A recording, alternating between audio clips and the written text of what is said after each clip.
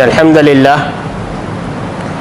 الحمد لله نحمده ونستعينه ونستغفره ونعوذ بالله من شرور أنفسنا ومن سيئات أعمالنا من يهده الله فلا مضل له ومن يضلل فلا هادي له وأشهد أن لا إله إلا الله وأشهد أن محمدا عبده ورسوله أما بعد فإن خير الحديث كتاب الله وخير الهدي هدي محمد صلى الله عليه وسلم وشر الأمور محدثاتها وكل محدثة بدعة وكل بدعة ضلالة وكل ضلالة في النار. فأعوذ بالله من الشيطان الرجيم. بسم الله الرحمن الرحيم. قال الله تبارك وتعالى: قل تعالوا أتل ما حرم ربكم عليكم ألا تشركوا به شيئا وبالوالدين إحسانا ولا تقتلوا أولادكم من إملاق نحن نرزقكم وإياهم ولا تقتلوا النفس التي حرم الله إلا بالحق ذلكم وصاكم به لعلكم تعقلون. وقال النبي صلى الله عليه وسلم: اتق المحارم تكن أعبد الناس. رواہ الترمذی.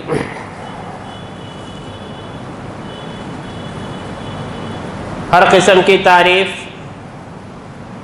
بڑائی و بزرگی اس وحدہ لا شریک کے لیے سزاوار ہے جو خالق کائنات، مالک ارض و سما ہے. درود و سلام جناب محمد رسول اللہ صلی اللہ علیہ وسلم پر، جو تمام جہانوں کے لیے رحمت للعالمین بنا کر مبعوث کیے گئے اور آپ کی اطاعت و اتباع ہم پر فرض کی گئی.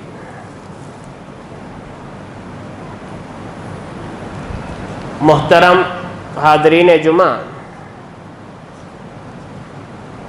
خطبہ مسنونہ کے بعد میں نے سورۃ الانعام کی آیت نمبر 151 151 میں نے تلاوت کیا ہے اور ترمذی کی ایک لمبی حدیث کا مختصر ٹکڑا میں نے آپ کے سامنے پڑھا ہے. پیارے نبی صلی اللہ علیہ وسلم فرماتے ہیں: اتق المحارم تکن اعبد الناس، کہ تم حرام کاموں سے بچ جاؤ تو تم بہت بڑے عبادت گزار بن جاؤ گے.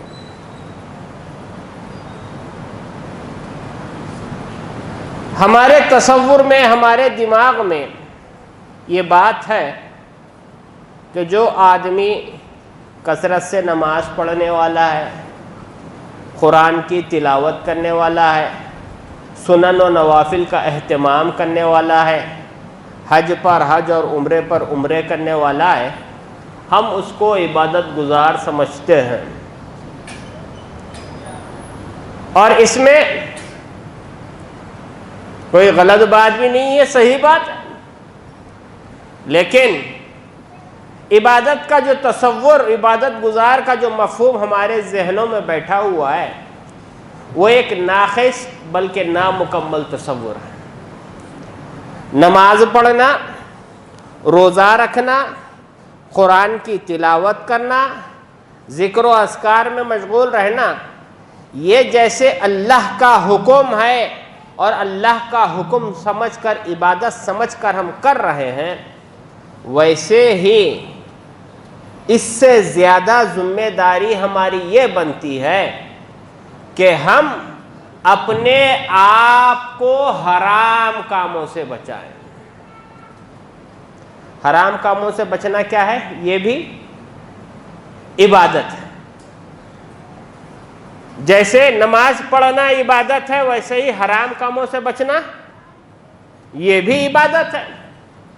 اب مسجد توحید کا یہ ممبر مجھے اس لیے نہیں دیا گیا کہ میں یہاں سے حرام کے فتوے داغتا چلوں، حرام کے فتوے دیتا رہوں۔ حرام کیا ہے، کس سے ہم کو بچنا ہے، یہ ہم کو جاننے کے لیے قرآن اور حدیث کو تلاش کرنا پڑے گا کہ قرآن اور حدیث نے جن چیزوں کو حرام کیا ہے ان سے ہم کو بچنا ہے۔ اب قرآن حرام کس کو کہتا ہے؟ سورہ انعام کی آیت نمبر 151 میں اللہ تبارک و تعالیٰ نے وہ تمام چیزیں بتائی۔ کہا قل تعالوا اتل ما حرم ربکم علیکم، اے اللہ کے رسول صلی اللہ علیہ وسلم آپ لوگوں سے کہہ دیں کہ اے لوگوں ادھر آؤ تاکہ میں تم کو بتاؤں کہ تمہارے رب نے تم پر کیا کیا حرام کیا ہے، کیا کیا حرام کیا ہے۔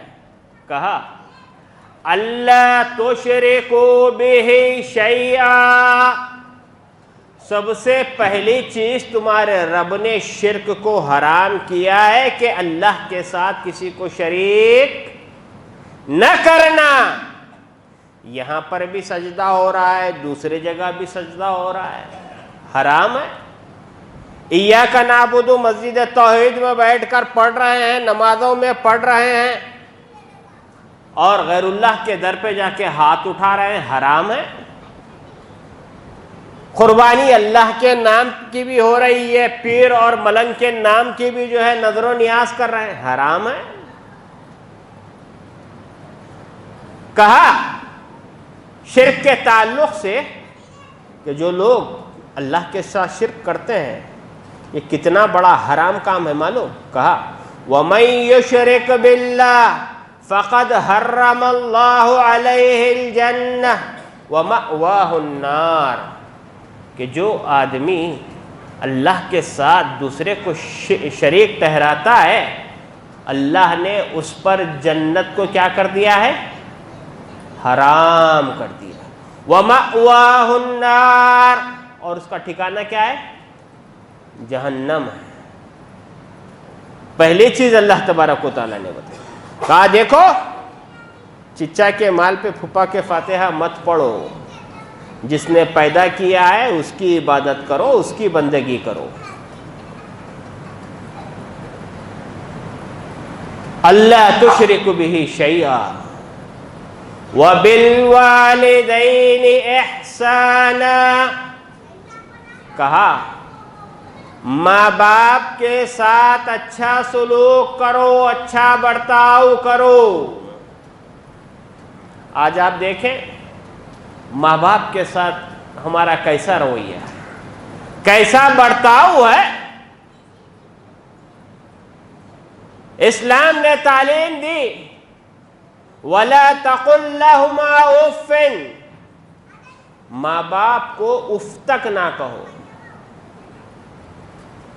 اف کا کیا مطلب ہے، کیا مطلب ہے؟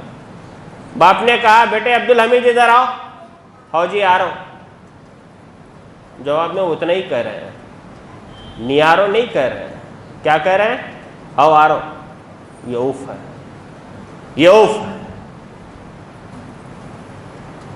کہا وَبِالْوَالِدَيْنِ احسانا، ماں باپ کے ساتھ حسن سلوک کرو۔ آج نتیجہ کیا ہو رہا ہے، اپنے اولڈ سٹی کا جائزہ لے لیں، بچے امریکہ میں رہ رہے ہیں، لندن میں رہ رہے ہیں، ماں باپ اولڈ ایج ہوم میں، نہ کوئی پرسان حال ہے، نہ کوئی دیکھ بھال ہے۔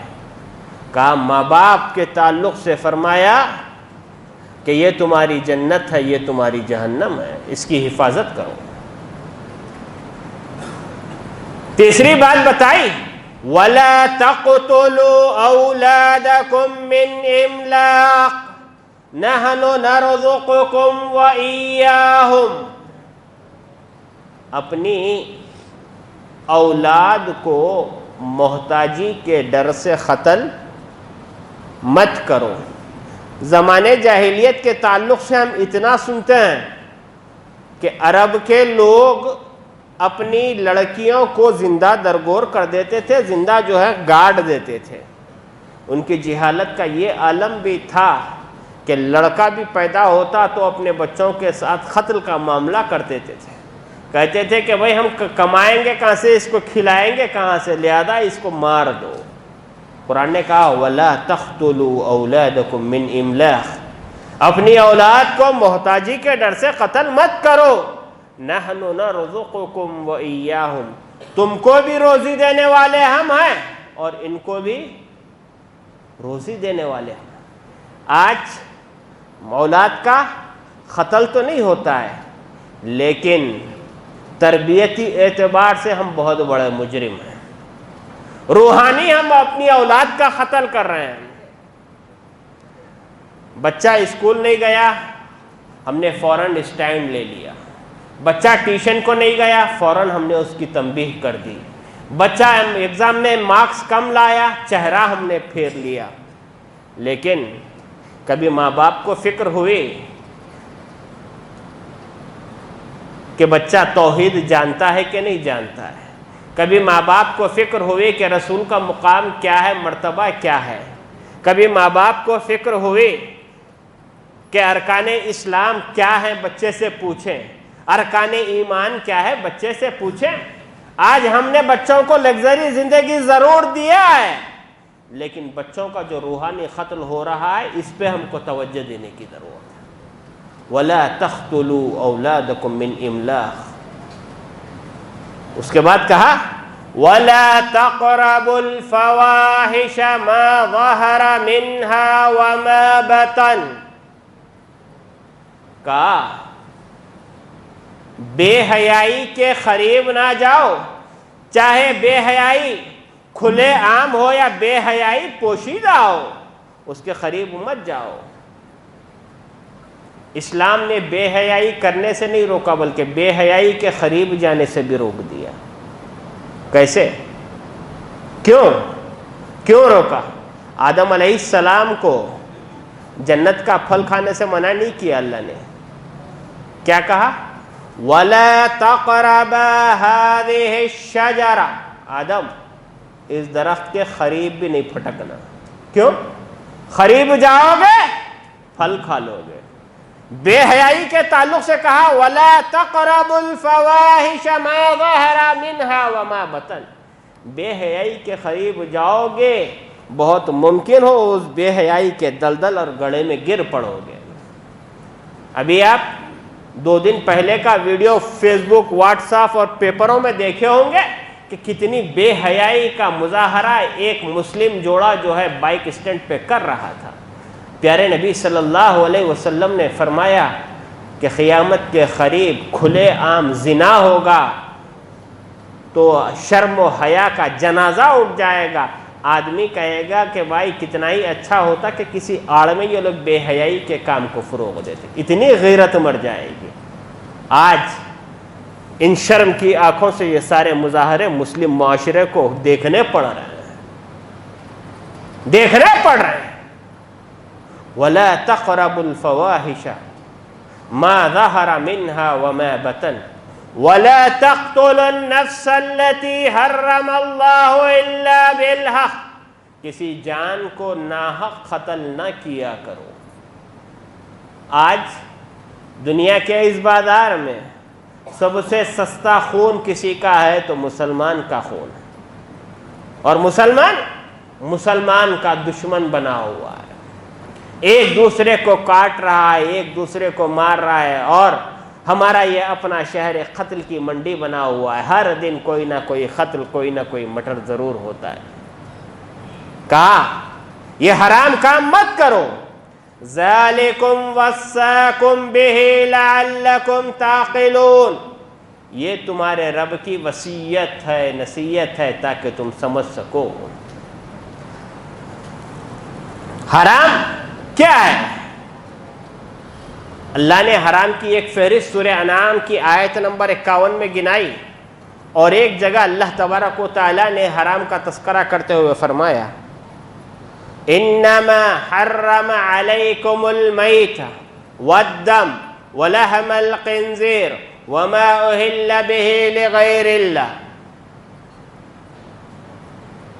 بے شک تم پر حرام کیا؟ المیتہ، مردار مرے ہوئے جانور کا گوشت، والدم، خون، ولحم الخنزیر، سور کا گوشت، وما اہل بہ لغیر اللہ، اور وہ جانور جس پر اللہ کے علاوہ دوسرے کا نام لیا گیا ہو۔ مردار نہیں کھاتے ہیں، خنزیر نہیں کھاتے ہیں، لیکن غیر اللہ کے نام کا ہم پیٹ بھر کے کھاتے ہیں۔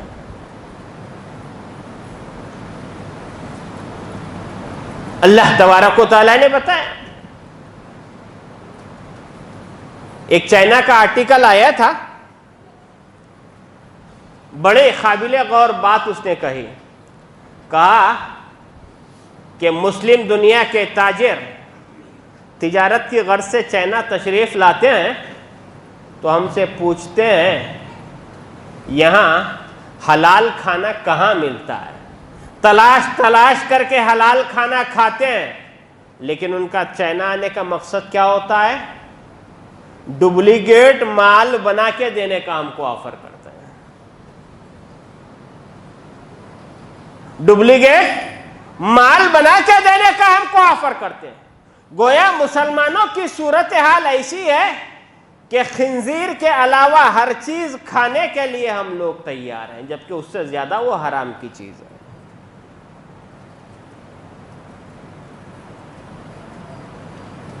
حرام کیا ہے؟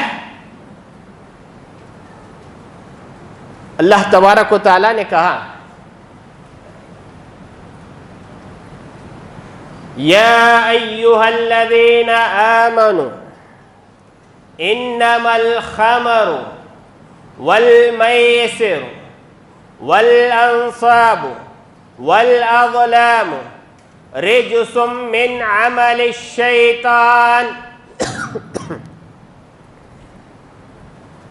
حرام کا تذکرہ اللہ تعالیٰ نے کیا، کہا یا ایھا الذین آمنوا، اے ایمان والو، انما الخمر، بے شک شراب حرام ہے۔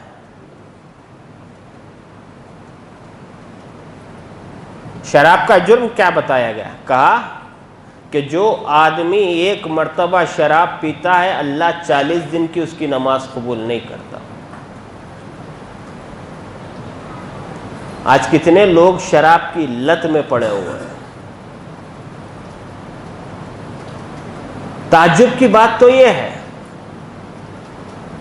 کہ نشے کی لت ہم لوگوں کو جہاں لگی ہوئی ہے، وہیں پر مسلم علاقوں کے اندر مسلم لوگ حقوق سینٹر قائم کر کے اپنی تجارت کو فروغ دے رہے ہیں۔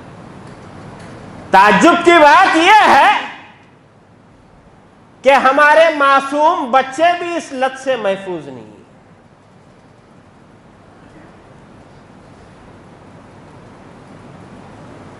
انما الخمر، بے شک شراب، کہا کل مسکر حرام، ہر نشہ آور چیز حرام ہے، چاہے وہ شراب کی شکل میں ہو، چاہے وہ افیون کی شکل میں ہو۔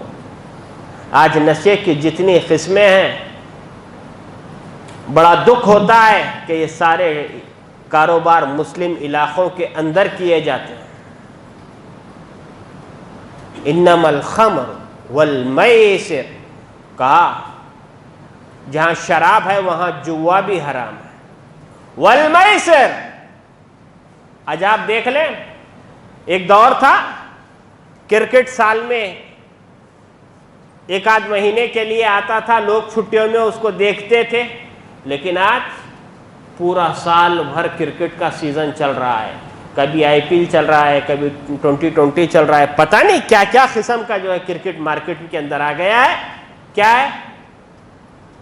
ادھر کرکٹ چل رہا ہے، ادھر مسلم معاشرہ جو ہے بیٹنگ پہ لگا ہوا ہے، کتنوں کو پولیس گرفتار کر رہی ہے، ریس کورس کے اندر ہمارا پیسہ جا رہا ہے۔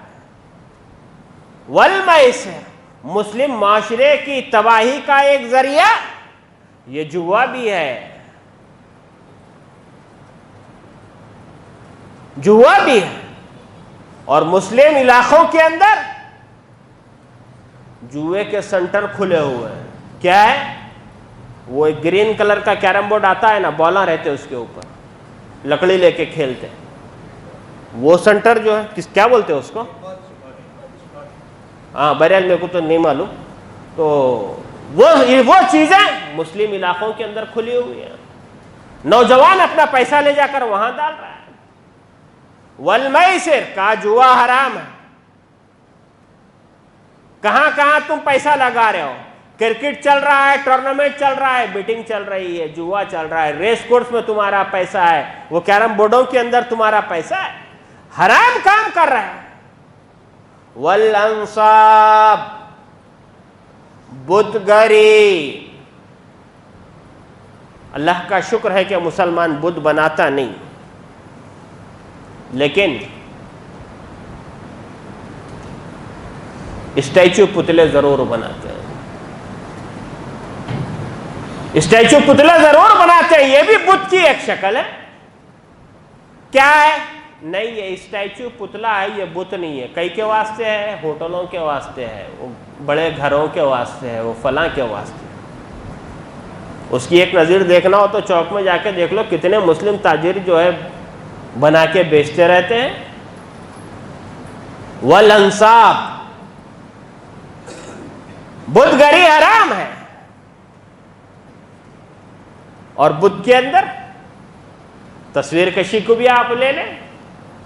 کہا پیارے نبی صلی اللہ علیہ وسلم نے، لا تدخل الملائکۃ بیت لا تدخل الملائکۃ بیتا فیہ کلب ولا صورہ۔ فرشتے اس گھر میں داخل نہیں ہوتے جس گھر میں کتا ہو اور جس گھر میں تصویر ہو۔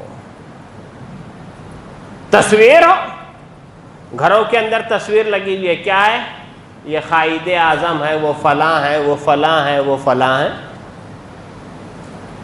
دکانوں مکان کے اندر پیر و مرشدوں کی تصویر لگی ہوئی ہے، کیا ہے؟ خیر و برکت کے لیے لگی ہوئی ہے۔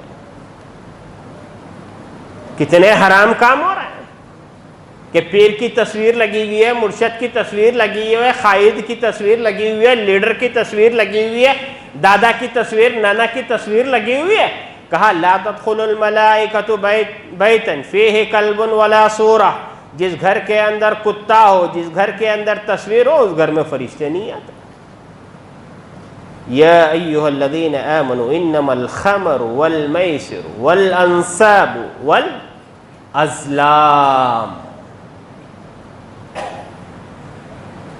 پانسے کے تیر۔ زمانے جاہلیت کی جو بیماریاں تھی عقیدے کی، اس میں سے ایک فال نکالنا بھی تھا۔ کہیں سفر کرنا ہوتا، تجارت کو جانا ہوتا تو وہ فال نکال کر جو ہے سفر کو جاتے تھے۔ کہا یہ تمام کام حرام ہے، لیکن آج یہ حرام کام کیا ہوتا ہے؟ لڑکی کا رشتہ نہیں لگ رہا، کیا ہے؟ فوٹو لے کے بابا کے پاس چلے گئے۔ بچہ باہر جانا چاہ رہا، فوٹو لے کے بابا کے پاس چلے گئے۔ جانا اچھا ہے کہ نہیں ہے، کہ رشتہ کرنا کہ نہیں کرنا، کہ شادی ہو گئی بچے کی، فوٹو لے کے چلے گئے، احساس سے الگ کرنا ہے۔ حرام کام کر رہے ہیں۔ اس کا جرم کیا ہے؟ کتنا حرام کام ہے؟ کہا پیارے نبی صلی اللہ علیہ وسلم نے فرمایا، من اتی ساحرا او کاہنا فصدقہ بما یقول فقد کفر بما انزل علی محمد۔ کہا جو آدمی کسی کاہن کے پاس، کسی جادوگر کے پاس آتا ہے، فصدقہ بما یقول، اور اس کی کہی ہوئی بات کی تصدیق کرتا ہے کہ ہاں ہاں ہاں ایسے ہی ہے، تم نے سچ کہا فَقَدْ كَفَرَ بِمَا أُنزِلَ عَلَى محمد، گویا اس نے شریعت محمدیہ کا انکار کیا۔ آج باباؤں کے پاس ہی نہیں جاتا مسلم معاشرہ، کیا ہے؟ لمباڑوں کے پاس 20 روپے لے کے طوطا فال کھلانے والا رہتا، اس کو خود نہیں معلوم رہتا کہ آنے والی کی جیب میں کتنے پیسے ہیں، آنے والی کے پاس پرس میں کتنے پیسے ہیں، اس کو خود اندازہ نہیں ہوتا۔ ہم کیا کرتے ہیں؟ اس کے نے جا کے اپنی قسمت کا حال معلوم کرتے۔ کہا یہ اتنا بڑا جرم ہے، شریعت محمدیہ کا انکار کرنا ہے، اتنا بڑا جرم اس کو قرار دیا۔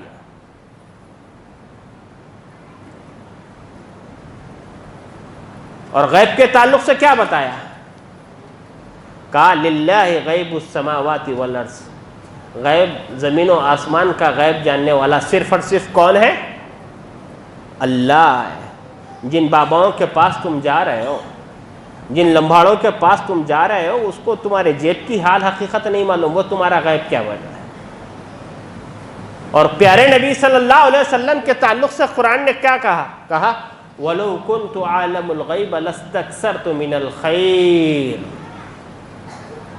اگر میں غیب جانتا ہوتا بہت سی بھلائیوں کو میں جمع کر لیتا، مجھے تکلیفیں نہیں آتی، مصیبتیں نہیں آتی۔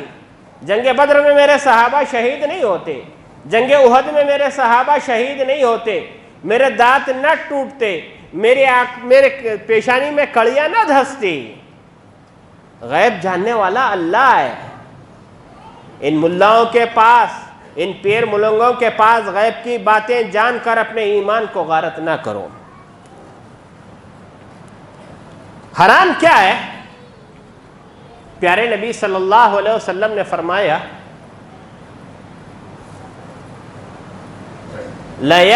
لَيَأْتِيَنَّ عَلَى النَّاسِ زَمَانٌ لَا يُبَالِ الْمَرْءُ بِمَا أَخَذَ الْمَالِ أَمِنْ حَلَالٍ أَمِنْ حَرَامٍ۔ اللہ کے نبی صلی اللہ علیہ وسلم نے فرمایا میری امت پر ایک ایسا وقت آئے گا کہ لوگوں کو مال کے تعلق سے فکر نہیں ہوگی کہ کیسے کمایا، کہاں سے کمایا، کیسے مال آیا۔ امن حلال امن حرام، حلال طریقے سے کمایا کہ حلال طریقے سے کمایا۔ آج آپ دیکھیں گورنمنٹ پوسٹ جس کے ہیں ان میں سے بہت کم لوگ ہیں جو گھوس کھانے سے بچے ہوئے ہیں، رشوت سے بچے ہوئے ہیں، ورنہ حکومت کے لوگوں کا کوئی معاملہ جب تک گھوس نہیں دیں گے، ان کو رشوت نہیں دیں گے، کام نہیں بنتا ہے۔ رشوت کھائے بغیر پیٹ نہیں بھرتا۔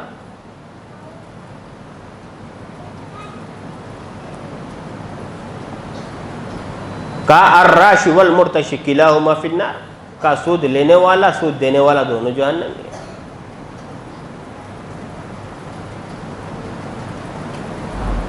رشوت کا مال حرام طریقے سے کھا رہے ہیں۔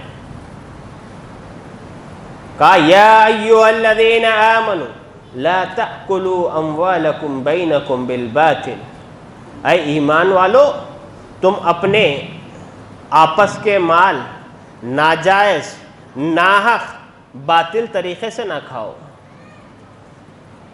رشوت کا مال ہم کھا رہے ہیں، سود کا مال ہم کھا رہے ہیں، جبکہ سود کے تعلق سے قرآن کہتا ہے کہ جو آدمی سود کا کاروبار کرتا ہے گویا وہ اعلان جنگ کرتا ہے۔ اللہ سے لڑنے کی طاقت کس میں ہے؟ آج مسلم معاشرہ سود لینے سود دینے میں جو ہے ڈوبا ہوا ہے، بھٹے کا کاروبار ہے, سٹے کا کاروبار ہے, چل رہا ہے. ناجائز اور باطل طریقے سے ہم لوگ مال کھا رہے ہیں. مال باطل طریقے سے کیسے کھا رہے ہیں؟ ایک تو رشوت کا مال ہو گیا, ایک سود کا مال ہو گیا, تیسرا اور ایک باطل طریقے سے ہم مال کھاتے ہیں. وہ کیسے؟ شادی بیاہ کے موقع پر, شادی بیاہ کے موقع پر رخا بڑی شان سے چھپا دیا, ان نکاح من سنتی, نکاح کرنا میری سنت ہے, میرا طریقہ ہے. اچھا, کیا کیا؟ کیا کیا؟ جہیز بھی لیا, جوڑا بھی لیا, گھوڑا بھی لیا, اور بدبختی کی انتہا یہ ہے کہ پہلی ڈیلیوری کا خرچ ماں باپ کے سر پہ ڈال دیا. حرام ہے, حرام ہے. جبکہ پیارے نبی صلی اللہ علیہ وسلم کا حکم ہے, من استطاع منکم الباء فلیتزوج, تم میں جو کھلانے کی, پلانے کی, گھر دینے کی طاقت رکھتا ہے وہ نکاح کرے. یہ کیسی مردانگی ہے؟ جہیز بھی لے رہے ہیں, جوڑا بھی لے رہے ہیں, اور مہر کی باری آئی تو کیا ہے؟ بعد میں دیں گے, بعد میں دیں گے. اور اگر اللہ نہ کرے کسی کی وکٹ گر جائے, انتقال ہو جائے, گھر کے بڈیاں پوری گھیر لیتی, کیا ای جانے والا چلے گیا, معاف کر دے, مہر معاف کر دے. مہر معاف ہونے والی چیز نہیں ہے. آج ہماری عمریں 60 سال 70 سال کی ہو گئی, لیکن بیوی کا مہر دینے کی توفیق آج ہم کو نہیں ہے. باپ کا انتقال ہوتا ہے, اولاد کی نگاہیں ایسے ہوتی ہیں جیسے بلاوڑ کی نگاہ چھچڑوں پہ ہوتی ہے. مال تقسیم کریں گے, باپ نے اگر مہر نہیں دیا, پراپرٹی چھوڑ کے گیا, اولاد کا فرض بنتا ہے کہ باپ کی پراپرٹی میں سے ماں کا حق پہلے دے. کسی کو خیال نہیں رہتا ماں کا حق دینے کا, پراپرٹی بانٹنے کا خیال سب کو ہے, ماں کا حق دینے کا خیال کسی کو نہیں ہے. کتنے ایسے نوجوان ہیں جو مہر باقی رکھے ہوئے ہیں, زندگی کے 20 سال 25 سال گزار رہے ہیں, مہر باقی ہے. سوچو, النکاح من سنتی کا لیبل لگانے والے ذرا جائزہ لیں کہ ہم نے مہر کتنا باقی رکھا ہوا ہے. اگر ہم یہ مہر نہیں دیں گے, اللہ کے پاس کیا جواب دیں گے؟ کیا جواب دیں گے؟ کس سوسائٹی کے ہم اندر زندگی گزار رہے ہیں؟ اور ایک بلا, اور ایک قرض کی بلا ہے. لوگ احسان کرنے والے کو چپلیں گھسنے پہ مجبور کر دیتے ہیں, سود لینے والے کو ڈر کے وقت سے پہلے اس کا پیمنٹ دے دیتے ہیں, احسان کرنے والے کو چپلیں گھساتے رہتے ہیں. کل مجھے کال آیا تھا, کہا مولانا ایک صاحب جو ہے میرے اتنے لاکھ روپے باقی ہے, انہوں عمرے کو جا رہے. عمرہ ہوتا کیا؟ اللہ کے نبی صلی اللہ علیہ وسلم کا کیا حکم ہے؟ کہا ان استطاع الیہ سبیلا, سفر کو جانے کی, واپس آنے کی اخراجات برداشت کرنے کی طاقت ہو تو حج کرو, عمرہ کرو. یہ اللہ کے نبی صلی اللہ علیہ وسلم کا حکم ہے. آدمی کو حج اور عمرے پر دنیا کے معاملات درست کر کے جانا چاہیے. لوگوں کے قرضے رکھ لے کے حج پہ جائیں گے, عمرے پہ جائیں گے, آخرت میں رزلٹ کیا آئے گا؟ ایک حدیث پڑھ کے اپنی بات ختم کرتا ہوں.